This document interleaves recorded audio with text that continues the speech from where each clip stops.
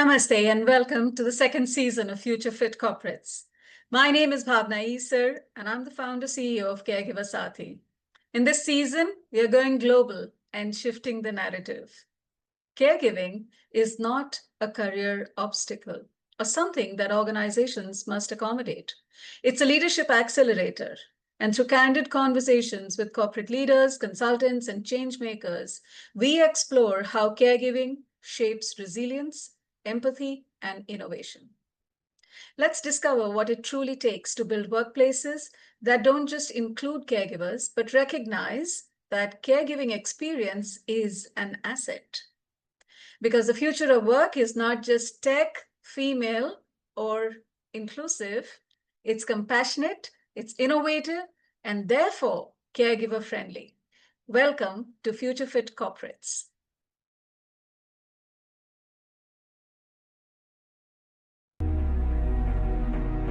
Greetings of the day. I am delighted to have yet another conversation in our series of Future Fit Corporates.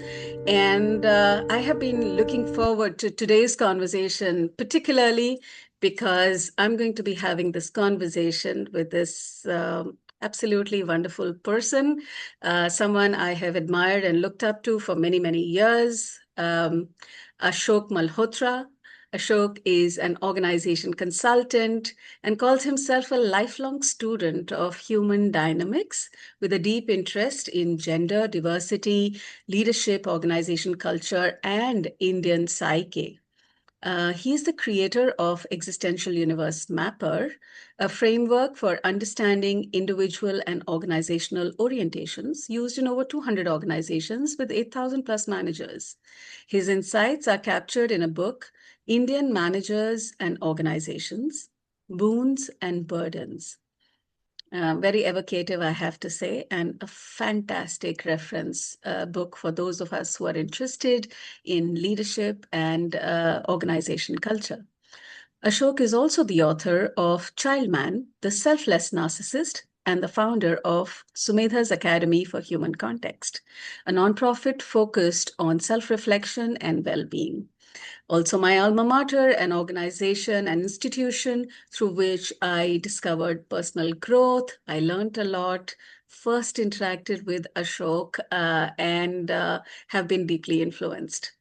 Ashok is a lover of films, old Bollywood music, poetry, and books, and he brings cultural richness and storytelling into all his engagements. In fact, I would say that there is almost like an impish delight when he's talking about films and poetry. I love that. His writings can be found in journals, blogs. His blog is called Gambling Through Life and Random Thoughts, and on the Sumedha's website. Just as a reminder, in today's dynamic corporate landscape, the success of an organization is intricately tied to the well-being and satisfaction of the workforce. One of the big challenges of leaders is to shape sustainable organizations, or what we call future fit corporates. Our initiative is aimed at fostering organizations that are innovative and resilient, and exploring the question of what it means to be caregiver-friendly workplaces as we envision future-ready corporate cultures. This initiative seeks to facilitate meaningful conversations between CEOs, leaders, thought leaders, HR heads, through video interviews, podcasts, and written responses. Our goal is to explore, discuss, and champion the integration of employee well-being into the very core fabric of corporate strategy. That's my spiel, but I cannot tell you how excited I am to have you here with us today, Ashok. Welcome. Thank you, Bhavna. That was quite an intro. Thank you so much. And thank you for having me here. I, as always, would love to have this conversation wherever it goes. I've come with a very open mind in terms of, you know, Yes. sharing, talking with you, having a dialogue around, whatever interests that you, direction that you would like to this conversation to take, I shall Yes. follow. All yours. Uh, Ashok, I think a good place for us to start the conversation would be the very topic, uh, future fit corporates. What does this mean, and what's your take on this title? Let's look at what corporate fitness means. Mm-hmm. Future or present, whatever. You know, Okay. and I think that also entails asking what is an organization, and Yeah. then look at what would be our notion of a fit organization. What would organization fitness mean? Hmm. Hmm. Organizations, in a sense, one can look at it as an artificially created body Hmm. Hmm. for fulfillment of a certain task. That's right. There is the task could be manufacturing a product, the task could be providing a certain kind of service, Yes. the task could be taking care of caregivers, as your organization does. The task could be educating children. The task could be creating spaces for people to engage in self reflection, whatever be the task. There is always a task. So, an That's right. organization is created for fulfillment of a certain task. In that sense, one can look at it as a instrument of performance. It has Yes. to deliver, it has to fulfill that task. Hmm. An organization is also a human collectivity, right? It's not Yes. just an instrument of performance alone. Yeah. And it's actually the human collectivity which Hmm. would define what task it should undertake and how it Yeah. should undertake. So Yeah. it's How? health, health and vibrancy as a Yes. human collectivity as an integral part. And then the we look at organization as a living system. We would look at the notion of fitness primarily from the angle of uh, fitness for any living system, whether it be Hmm. an organization. In our case of organization becomes prominent because it's both a instrument of performance as also a human collectivity. Human collective. Yeah. Now, if I see, for me, this Hmm. fitness has three dimensions to it. Hmm. Right? Any living system, a fit Hmm. living system, has to perform its task in the larger context to which it belongs. Yeah. It has a certain task to be fulfilled, whether you are the person or you are an organization or whatever, and that task has to be performed by you. That's one significant criteria of being fit. To me, the second criteria of being fit is what I call your internal ambience. Hmm. How do you feel about yourself? Hmm. How do you feel with yourself? Whether it's your body or Yeah. whether it's your psyche or whether Yeah. it's an organization.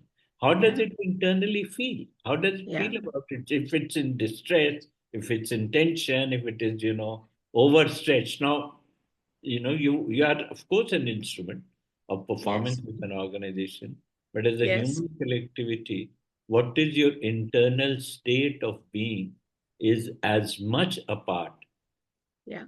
One of your criteria of fitness is how you are feeling about yourself, or what we Vis-a-vis call yourself. your internal ambience. Internal ambience, for sure. Yeah. The third Hmm. third important criteria of fitness for me for any living system is its learning. How much Hmm. is it moving? How much is it learning? Adapt. No living system Yes. can continue. You may feel great with yourself, and you may be fulfilling whatever Hmm. task is required of Hmm. you. Hmm. But if you're not learning, if you're not stagnating, you're not going to remain fit. Yes. So Yes. you're this thing in terms of your ability to learn, your ability to grow, your ability to evolve is It to me. adapt and evolve. Yeah. So fitness, and we use in our work, We call it the Mm. PAL triangle, Mm. which is performance, ambience, and learning. Right. These are three Pal. main Mm. pillars of fitness. Mm. Now, needless to say that to a large extent, these three converge with each other. With each other. Mm-hmm. Mm-hmm. The fitter you are, I mean, the better your Mm. internal ambience, the Yeah, better will be your performance. that's right. The more you learn, the better you will perform. Right? That's right. They will, by and large, they would support each other, but not all. And Mm. that's where the issue really comes. That's where the tension is. Mm. That's right. Because Mm. many times the demands of performance and the demands of internal ambience may conflict with each other. That's Many right. times the demands of learning may conflict with these two. So That's right. that's the meta criteria of fitness, Mm. of how well are you managing the tensions, how you are obviously Mm. leveraging the synergies between these three, Right.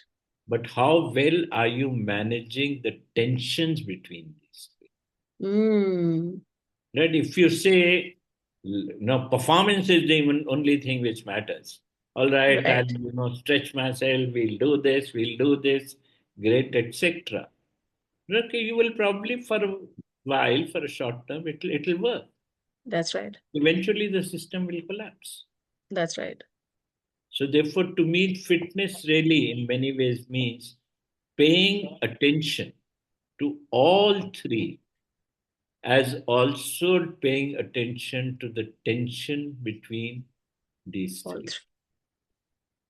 Mm. That would be my notion uh, Mm. of organizational fitness, future or present. Mm. Mm. And where do you think leaders are best positioned? At the center of the tension or slightly away or toggling between the two positions to be able to have a good view about this interplay? Well, most leaders worth their salt understand this Hmm. and work with this and are Hmm. able to negotiate and work with it. Okay. However, not always. And there is a reason for that. Okay. And I think the reason for that is that somewhere in our thinking, Hmm. we believe that managers primary accountability is only to their owners. So if you look at the organization in which there are several stakeholders, you know, obviously your people are stakeholders, your owners are stakeholders, your customers are stakeholders, your environment at large is a stakeholder. Partners, vendors. So managers and leaders who experience and honor their accountability to these various stakeholders, and there will be tensions, there will be opposite pulls. Yeah. So many times one of the difficulties which we end up creating, or we end up finding ourselves in, when you know uh, we end up believing that a manager is primarily accountable to Only to one. to your superior, who in turn, and it's everything starts from the owners, and from the owners it's all flowing. So therefore Yeah. all accountability, as I said, the very interesting thing, then what it creates is that you end up believing that authority flows from top to bottom and accountability flows from bottom to top, which is not the reality. Hmm. Authority flows in multiple directions. Accountability flows in multiple directions. But when you make them linear, that authority is flowing from top to bottom, terms like delegation of authority, reporting to so and so. I mean, some of these Yes. things are so strongly ingrained. Yeah, we don't even challenge them. We don't even think Unity beyond. of command. Mm, So, that's which, right. So, sorry, yeah, carry on. no, please finish your sentence. No, that's all right. I'm saying many of these things are so deeply ingrained Yeah. that it becomes very difficult. Now, in all fairness, there are many managers and many leaders who are Yes. able to, see the multiplicity, who can see the dilemmas, who can negotiate their way through many of these things. Right? Hmm. But there are equally many others who Hmm. remain trapped in some That's of right. these. So we may talk of organization as a living system, but we Yeah. have a very mechanistic notion of an Yeah. organization. Yeah. No, for sure. Yeah, for sure. I mean, this may be there in the discourse, or this may be there in the language, but one finds very often that you may be saying all this, but how you're conducting yourself on a daily basis is for sure fairly hierarchical or structured or linear, and in a particular way. Also, when new people are introduced to the organization or to the workforce in general, people are socialized into this way of thinking as well, and not literally I can imagine being beaten into believing this is the way organizations run, and there is no alternate. uh, You know, for instance, many things which are very critical for hmm, an organization as a human community, right, are often made subservient to the performance dimension. hmm, For instance, the entire notion Ambience. that employee satisfaction is important because it Yes, leads to better productivity. that's right. Now, what are you saying? That it's not important in its own right. In its It's own only right. important because it leads to better productivity. And I'm sure for people who are coming up with agenda like yours, would be constantly asked to demonstrate that this Yes, would lead to better performance. that's right. You're absolutely intuitive on that, because I'm constantly pushed to say that, tell us, will this reduce attrition? Will this increase profitability? Will this make us a leading innovative organization, or will we win awards because of this? Because then that will help us hire better and retain better and do better performance. But everything has to be subservient to the performance. And some of this thing is so counterintuitive and so. Tell me, supposing you have a maid servant working in your house, 100. if you do something for her Yeah. with the belief that doing this will improve her productivity, Hmm. or you do something for her because you genuinely care for her, Yeah. which is more effective? If you do something because she receives it as a Yeah. genuine care on your part, Yeah. it's as not as a give and take arrangement, she's probably, the kind of commitment, involvement, etc. Yeah. she will have will be so much more. So That's if you right. want it to be really help in that, then you have to operate not by treating it as a secondary thing. Oh my God, so many things got sparked by that.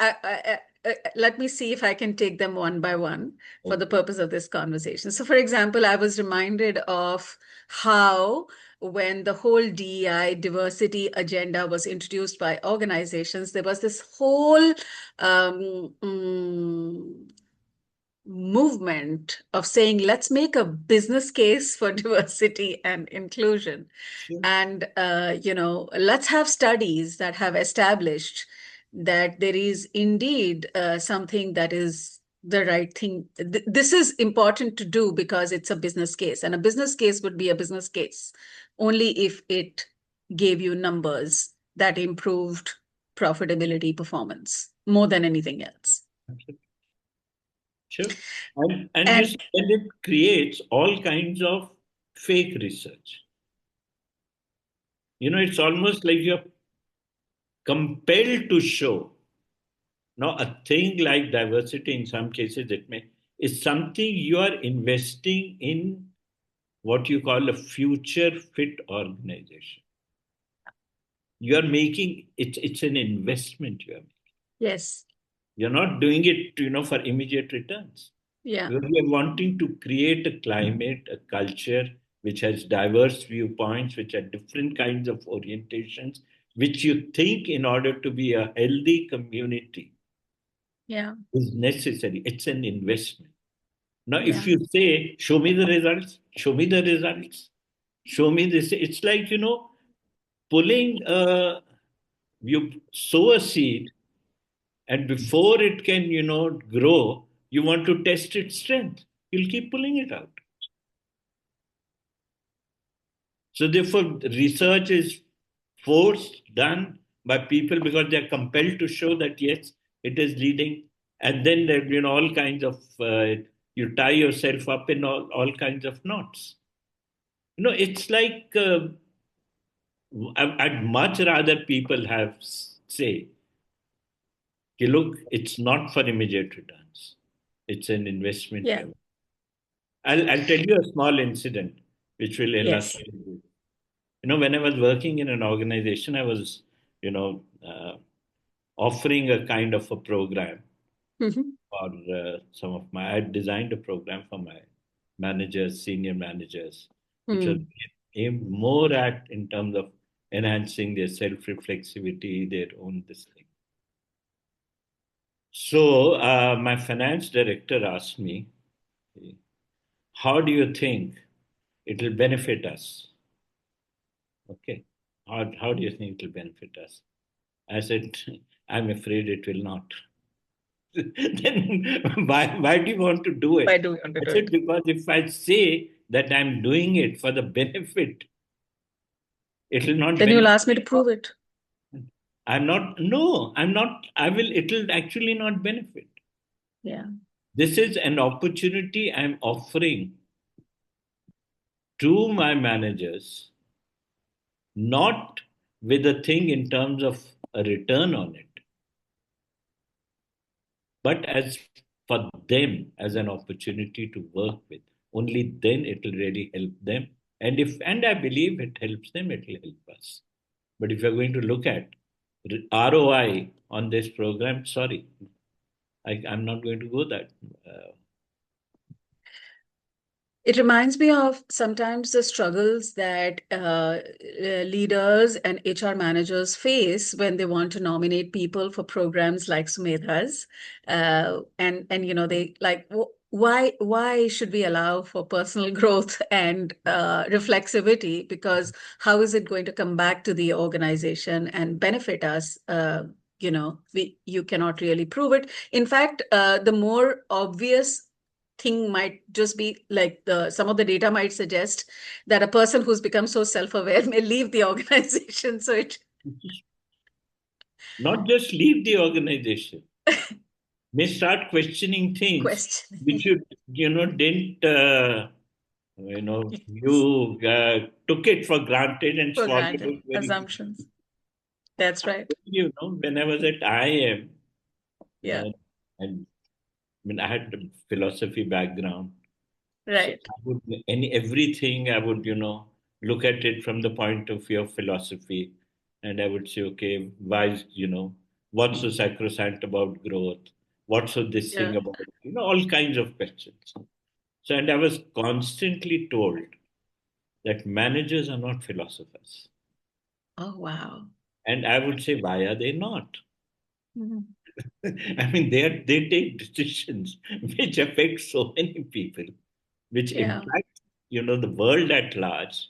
yeah, If they are not going to ask philosophical questions, but philosophy is very dangerous for the yeah, corporate that's because it right. enhances critical thinking.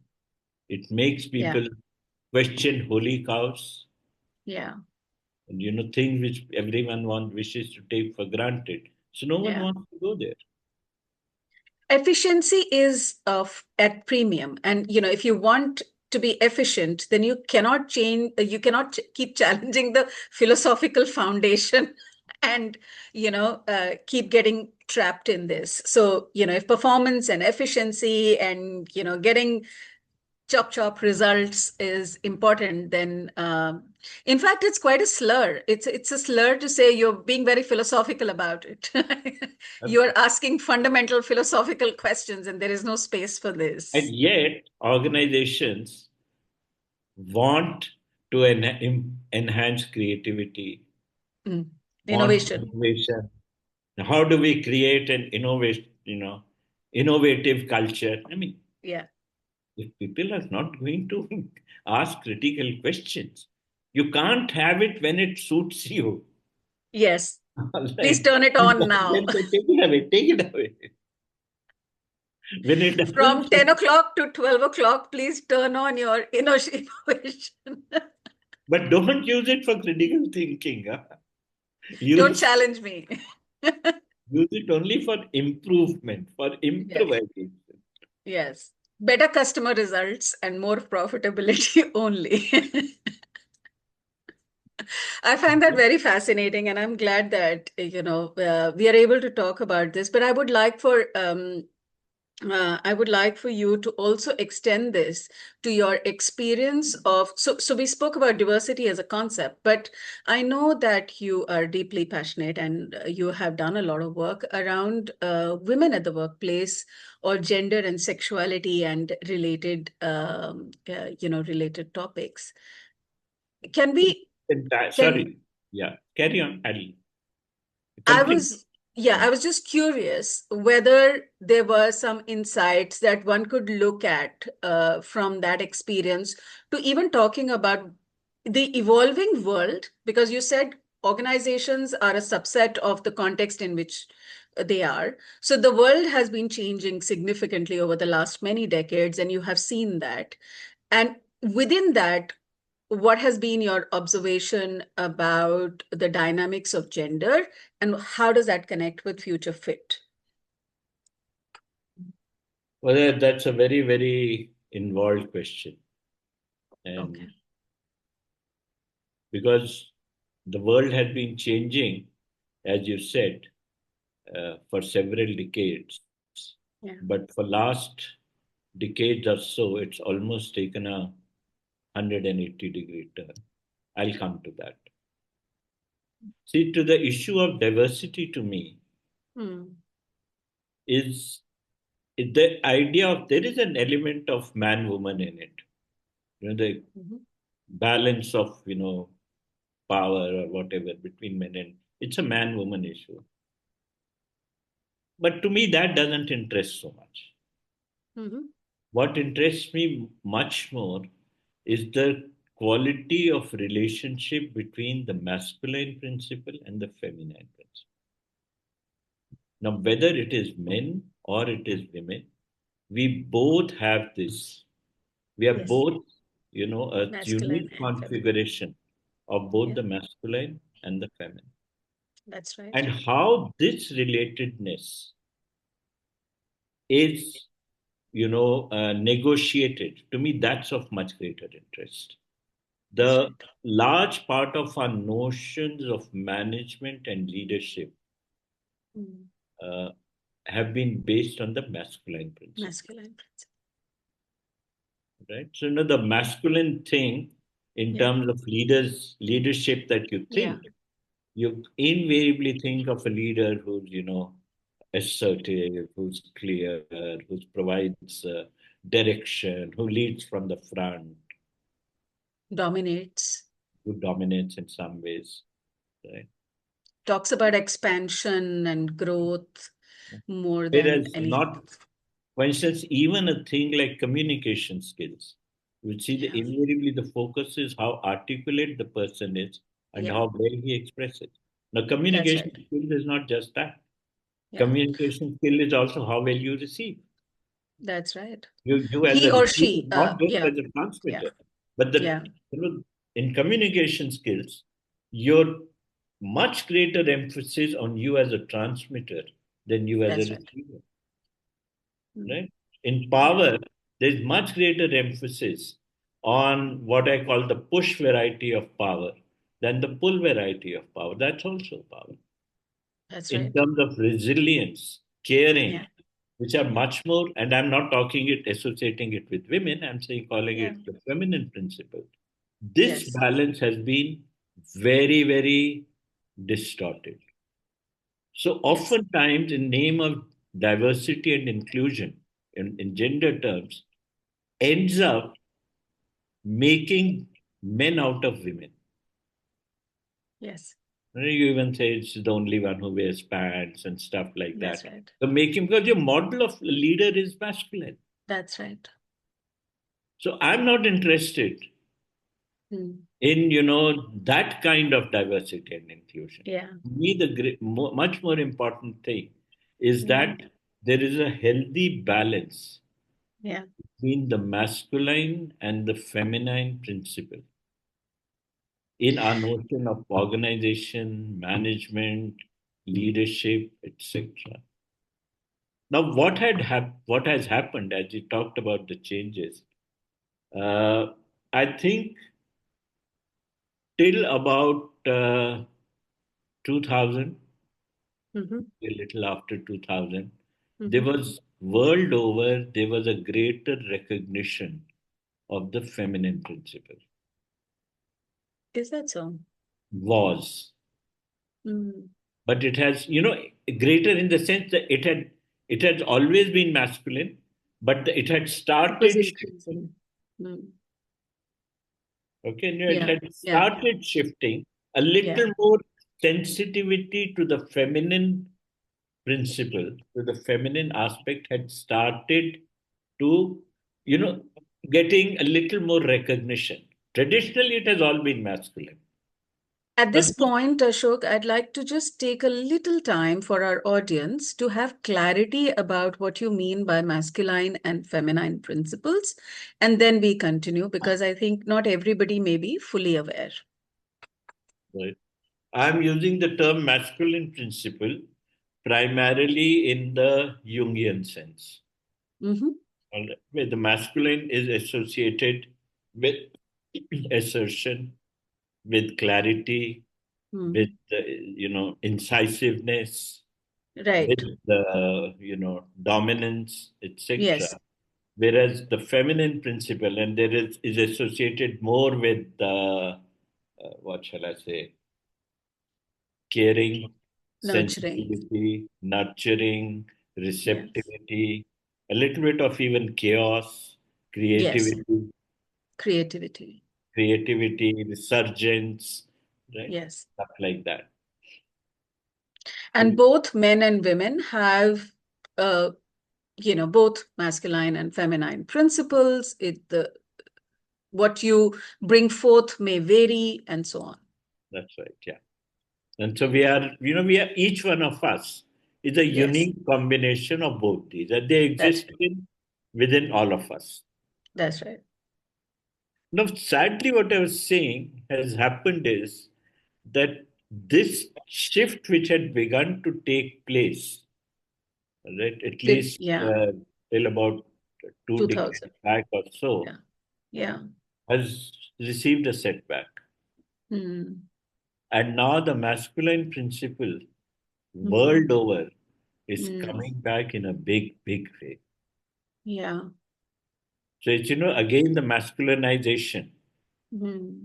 But today, the only kind of leadership at the political level, Hmm. if you see, is the more Yeah. the macho, the more masculine, the better, you know. Yeah.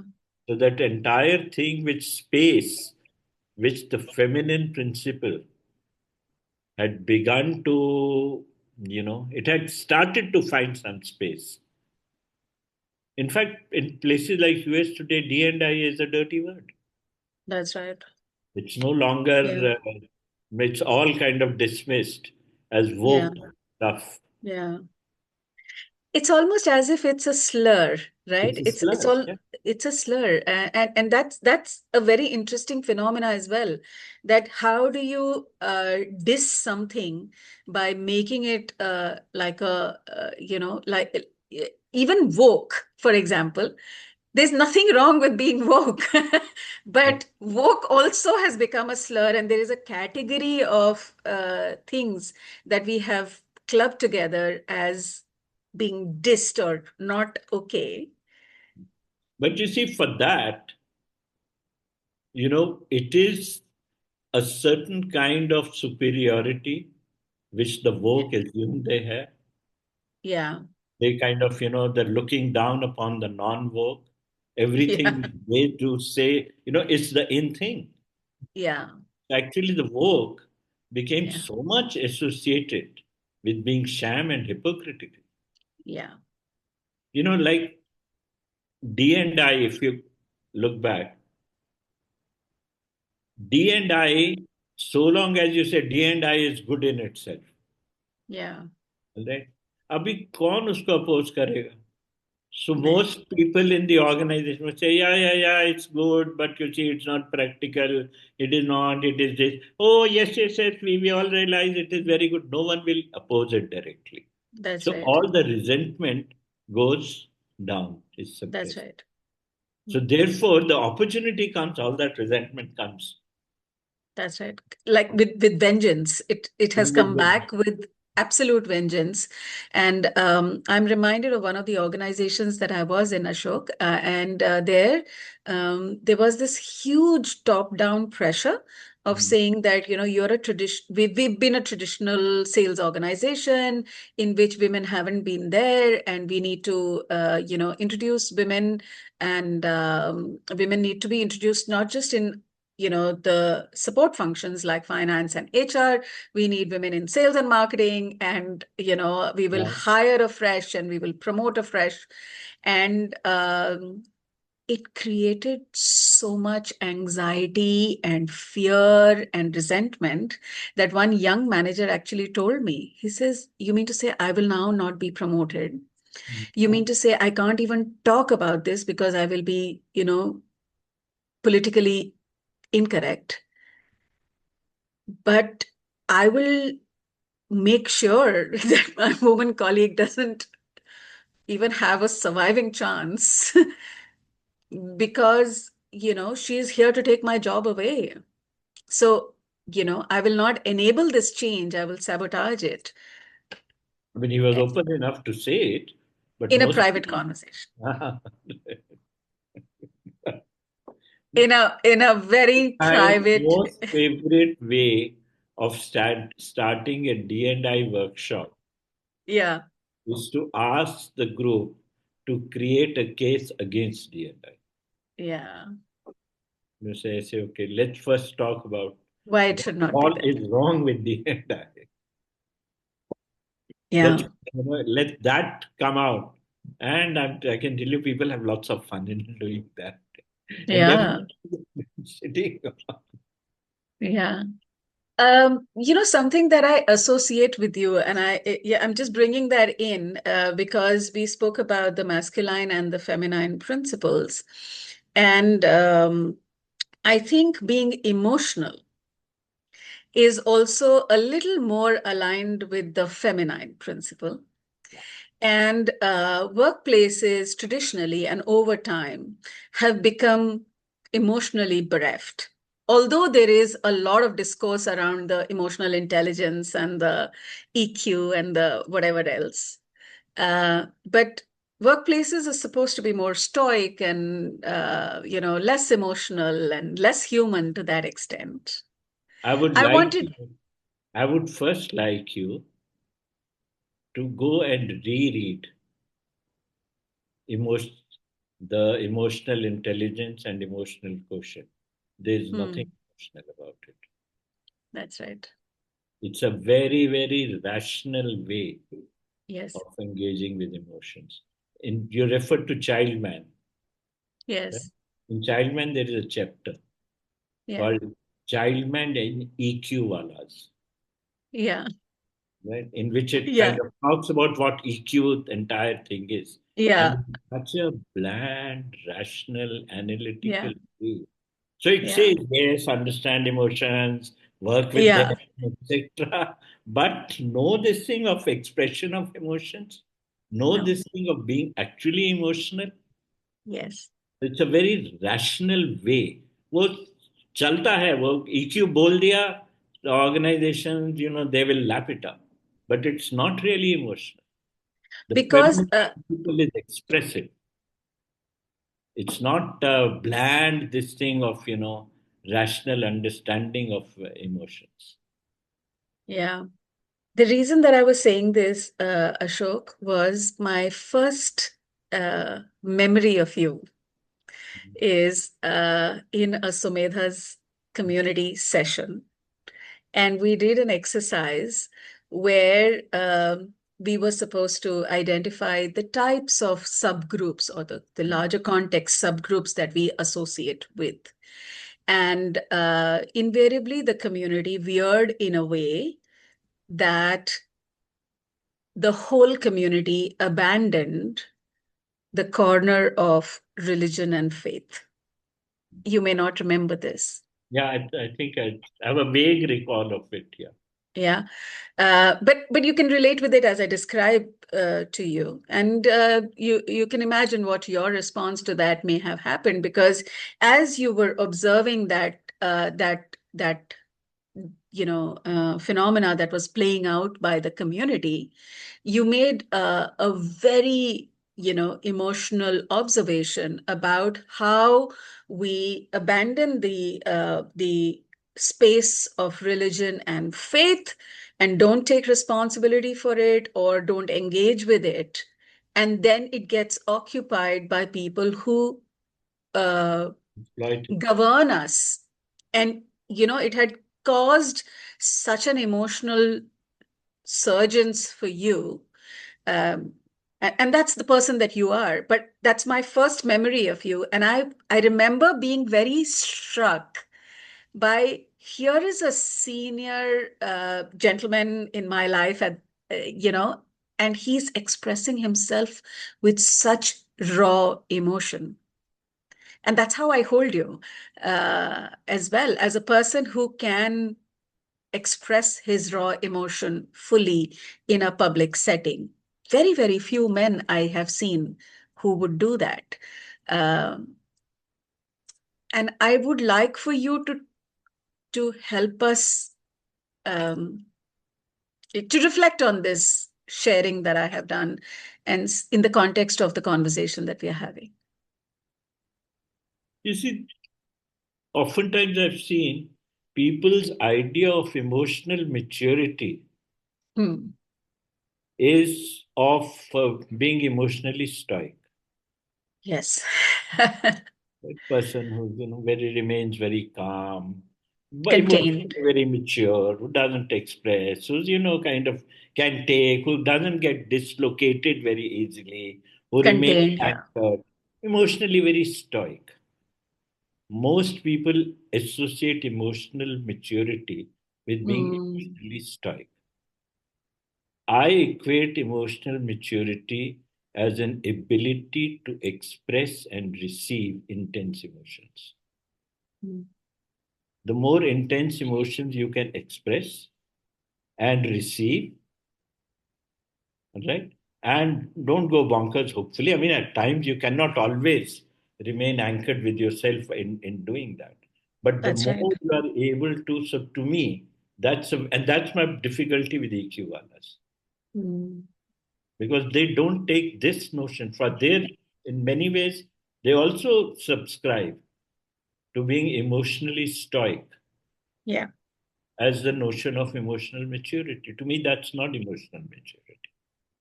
That's a very, if I may use the word, a masculine way. Yeah. This entire thing of women are hysterical, they can, men Mm, are, supposed to not get this, uh, express or not get disturbed or anything of that kind. And for this entire thing of over analysis, of being over analytical. So many of the things which people talk about in the corporate world of Yeah, lack of creativity, for instance, like how can you be creative without being emotional? When you are in creativity necessarily, okay, improvement you can do scientific this thing a little bit here and there, but yeah, creativity, the intensity of feeling which it generates, even for a scientist, it is like without that kind of passion, you cannot be creative. that's right. That's right. Our corporates want passion, but so long as it works for them, you see.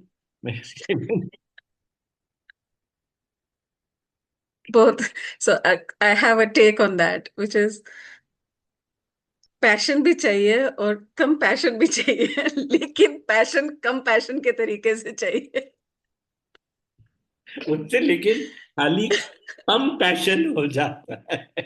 Ji passion नहीं होता है, कम लेकिन passion. Compassion नहीं रहता है so uh, uh, yeah what I was I would like to talk about is so in your experience of organizations and leaders the role of um, emotions and for that matter emotional labor that has hitherto been invisible Yeah. and its significance in the coming years is something I'd like to explore. See, this is, you refer to the Hume. Now, in Yeah. Hume, we have one of the things, as you would know, of course, you know the framework, but I'm not sure whether you're familiar with the leadership uh, report. Yeah. Now, in Uh, leadership, we talk of four, polarities which a leader has to negotiate. One of the okay. polarities is between objective rationality and subjective sensing. Objective rationality and Subjective sensing, subjective sensing. Okay. your intuition, your feelings, the way Yeah. you're Yeah. not in an analytical way. Yeah.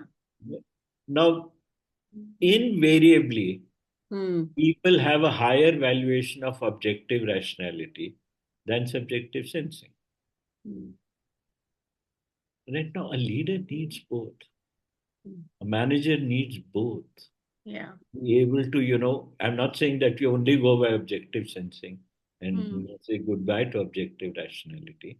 But Hmm. you can't go only by objective rationality alone unless it's also accompanied with subjective sensing. See, even in, for instance, in caregiving, you do a lot of work with caregivers. Hmm. Can you give care only on the basis of objective rationality? No, you cannot. There's such a large element of emotional labor that I was going to talk about, which is in the realm of hope, in the realm of ambiguous but possibility of healing, and looking at uh, you know pulling together a certain jazba, Yeah. right? Which is all not Mm. explained by objective rationality. There is no data around it. There is no evidence around it. It's a hope and faith and that you're working with. That's true. There are two aspects that I'd like to be able to take this conversation further with Ashok as we.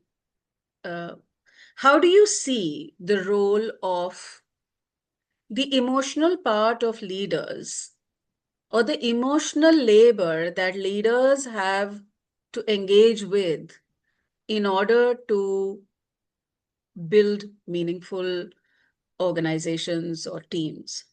Mm.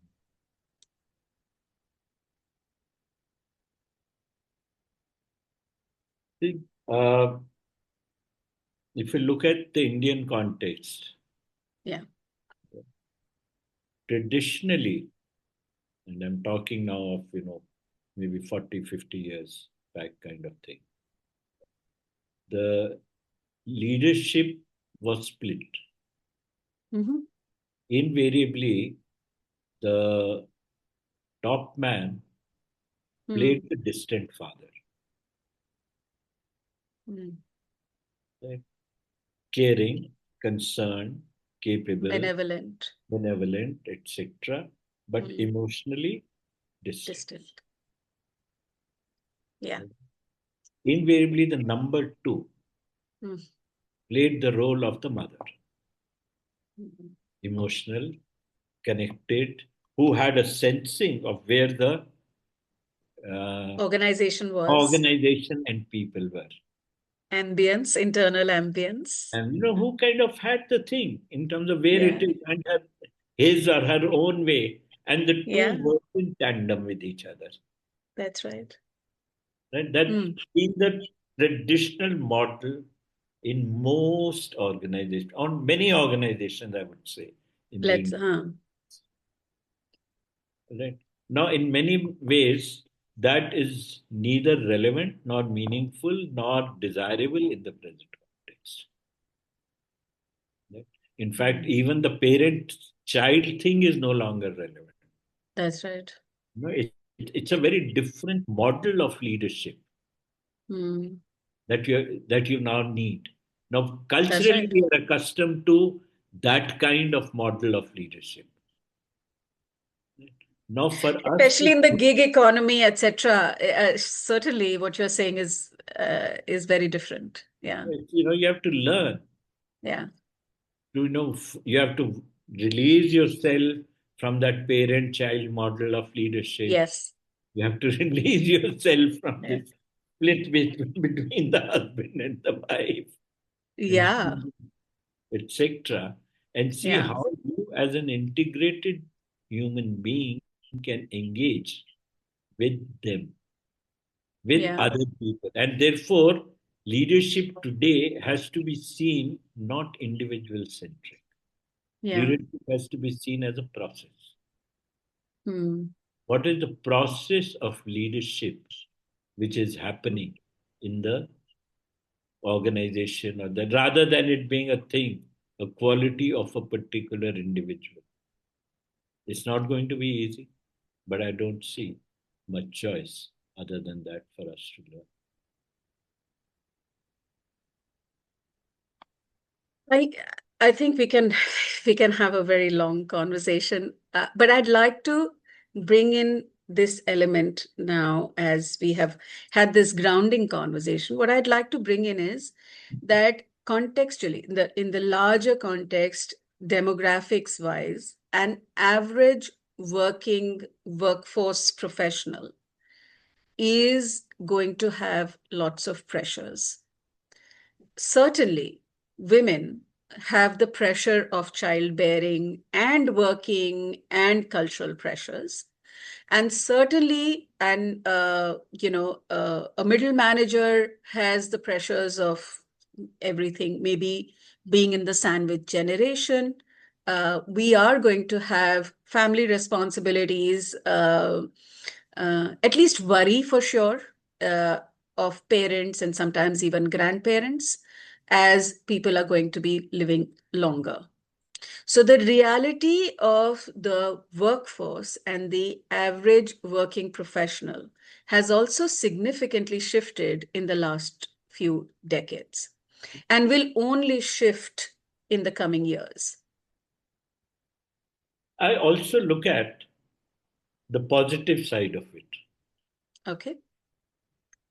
The positive side is that the split between personal life and work life is getting little bit Blurred. more blurred. Yeah. That earlier it was personal life meant family, this, that, Yeah. work life meant organization, and the two were Yeah. totally disconnected. Yeah. Now, Yeah. what this did was that the individuals connected not with work, but with their organization. Right. They primarily connect. वो organization ने जो बोला वो कर दिया. So Hmm. in a sense, you were not connected with the work, you were connected with the organization. Not Hmm. today. And that's where I see the positives of things like gig economy, things Hmm. in terms of people working from home, engaging with it. Hmm. Little bit of reconnection with work is happening. Why is reconnection with work important? Well, because work is Hmm. what gives you a sense of self worth, something that you are. It gives you a certain, you know, uh, Purpose? purpose. It energizes you. I don't know whether how much you are familiar with Marx. Like I am. one of the things, Alienization. yeah, alienation from work. Alienation work. From Sorry. work. Yeah. And Yeah. if you don't Alienation. own your work, because what had happened earlier, that Yeah. you kind of sold your work or Yeah. whatever. Yeah. You don't even sell your work. You Yeah. sold a part of your life, 8 hours Yeah. of your life. You gave it to the organization. उन्होंने कुछ भी जो करवा लो. बोला वो कर दिया. Hmm. So you have no ownership to the task. You have no Yeah. ownership to the output.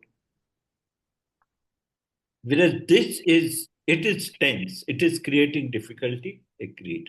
It's creating all kinds of problems, but I see hope in it. Yeah. The But more individuals own up and are connected to their work, I think the healthier the system will be. Yeah.